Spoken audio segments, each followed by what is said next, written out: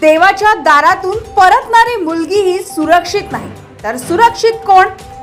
नगरधनमध्ये अंधार पडला की गुन्हेगारांची हिंमत वाढते का?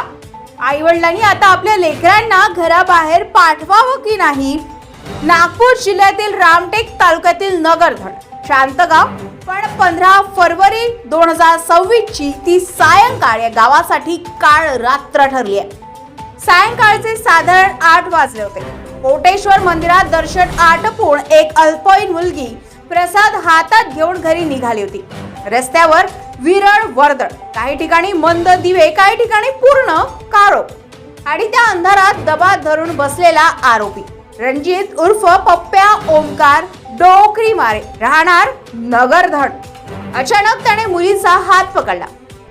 ती घाबरली, सुटण्याचा प्रयत्न केला, पण आरोपीने तिला धमकावत परमात्मा एक आश्रमच्या बाजूच्या अरुंद गल्ली तोडले. त्या गल्लीतून पुढे शेताकडे जाणारा रस्ता, आजूबाजूला कोणी नाही, मदतीला धावून येईल असं कोणीच नाही.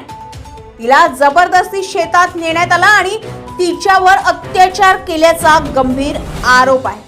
त्या काही मिनिटाचा अंधार तिच्या आयुष्यभराच्या जखमा बनलाय. घटना घडल्यानंतर आरोपीनं तिला घराजवळ सोडलं, पण भीती, लाज, धक्का हे सर्व तिच्या सोबतच राहिलं. घरच्यांसमोर ती कोसळली आणि संपूर्ण प्रकार उघड झाला.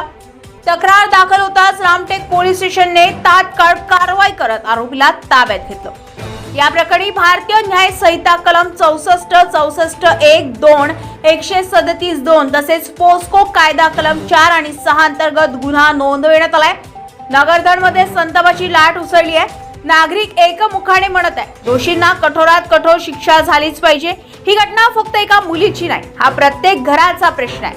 आज ती, उद्या कुणाची? समाज म्हणून आपण कुठे कमी पडलो? कायद्याची भीती का उरली नाही? आणि अशा घटनांना आळा घालण्यासाठी आपण काय करणार? ही वेळ आहे शांत न बसण्याची, ही वेळ आहे आवाज उठवण्याची. तुमचं काय मत आहे? अशा गुन्ह्यांना थांबवण्यासाठी कोणते कडक उपाय हवे? कमेंट मध्ये नक्की लिहा. ही बातमी शेअर करा, कारण जागरूक समाजच गुन्हेगारांना रोखू शकतो. गजा महाराष्ट्र 24 न्यूज करता पंकज चौधरी, रामटेक, नागपूर.